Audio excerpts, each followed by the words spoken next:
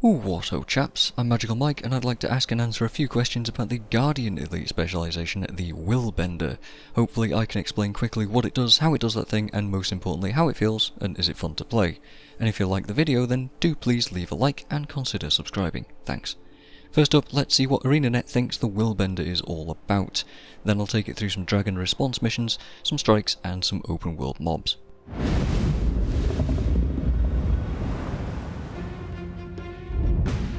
Willbenders protect the Canthan throne with unflinching loyalty. They have no time to play at war. If a threat emerges, they'll strike it down before it has time to react. They take the fight to their targets, using rapid movement skills to navigate the battlefield. A Willbender's blade work is unmatched, and wielding a sword in their offhand gives them extra opportunities for ruthless cuts. Some questionable suggestions there, and a glaring omission of the utility skills. It seems to suggest that the Willbender has a lot of mobility, can assassinate targets before they become a greater threat, and that the aggression is a central theme. This paints the spec with a few different ideas, some of which are at odds with each other, so let's break it down. The Willbender gets an offhand sword, new virtue abilities, and unarmed martial art physical utility skills. This class is a highly aggressive damage dealer, looking to burst down foes while simultaneously maintaining their health and well-being through destruction on the battlefield through its new virtues.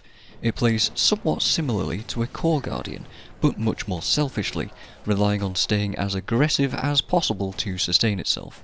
If Firebrand is the huge support and boon sharing spec, and Dragon Hunter is the slow moving but heavy DPS spec, the Willbringer is all about mobility, risk taking, and picking your targets and engagements aggressively.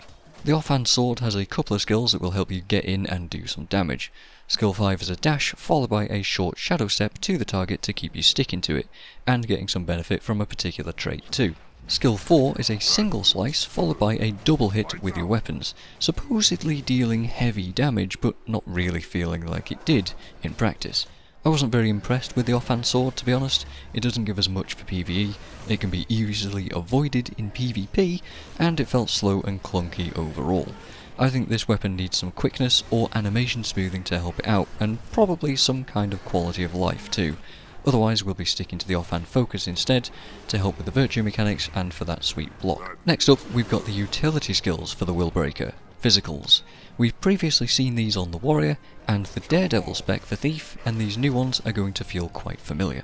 Flash combo is a small shadow step, again making a trait useful, and then a quick 5-punch combo that turns to a shadow retreat if you land them all.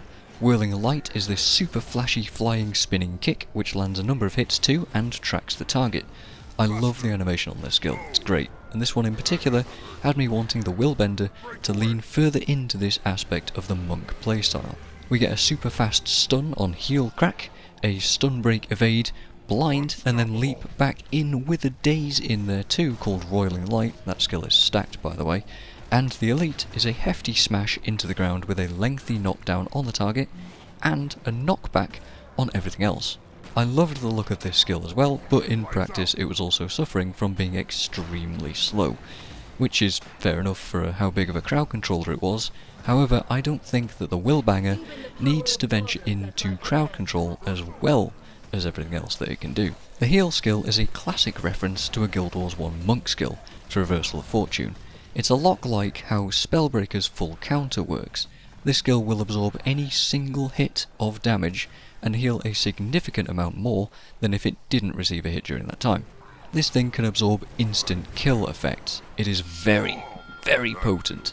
However, it's tough to notice when it's gone off because of the small animation, and while it looks like it should work like the Spellbreaker's full counter, it doesn't actually give any evade or invulnerability frames during its activation, which means that you can negate something extremely insignificant in a barrage of hits all at once and not even notice that the heal skill has gone off, since you'll still be taking damage from every other source anyway. Perhaps needs some tweaking. Now we get to talk about the Will Shaper's virtues. These are the real meat and potatoes of the class, enabling a number of different playstyle ideas and functions. You no longer gain passives from your F skills, meaning no Aegis, no healing over time, and no burning procs. Instead, you have to activate them, at which point you gain a short buff that allows you to gain these effects back. They also overwrite each other, meaning you should avoid spamming them if you can. However, they all include mobility, so there is a niche use for still using them to manoeuvre around the battlefield and therefore spamming them to do so. Each one of them has a familiar flavour. F1 gives burns, F2 gives you healing, and F3 gives you Aegis, but also stability now. They all move in different ways. I wasn't keen on F2 forcing you to move a set distance, for example, and F1 having a short but noticeable aftercast as well. And they all drop different patterns of flames on the ground, which, it is worth noting, are not combo fields. The real interesting part is that once you activate a virtue, you need to then land 5 individual strikes in order to get the benefit from that virtue. So the gameplay becomes a balancing and timing act of trying to lay as many possible strikes on the enemy while having any of your virtues active to proc these effects more often and get more and more stacks of these effects. One of your minor traits also is a stacking damage buff that applies when you proc these virtues too, incentivizing this sticky kind of brawler gameplay, which is kind of the opposite of how the assassin-like trailer suggested that they play out. Anyway, what this can result in is an insane stack of stability, a million blocks, infinite healing, or a stupid bursty amount of burns, which in the end is pretty useless because this isn't a Condi spec at all and it really doesn't support it very well. But I did have a ton of fun trying to theorycraft the heck out of the won't break of virtues and absolutely maximise them, even if it did feel a bit gimmicky. I landed on a few ideas in the end, with all-out DPS with 0 quality of life once again being fairly strong, but being paper thin without support. You see, all of the traits have some kind of a trade-off too.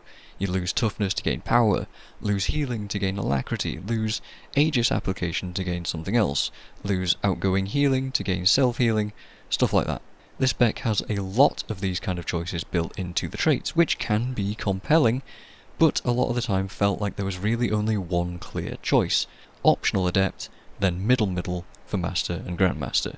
It's almost always going to be that way. My favourite 2 builds focus largely on overcoming these deficiencies by trying to add a heap of self-sustain to the squishy Guardian Elite spec. Both builds used the Zeal trait line for some damage, a greatsword for Whirling Wrath, and symbols, and various new physical skills to really ramp up the number of strikes that can be happening all at once to stack efficacy on the virtues.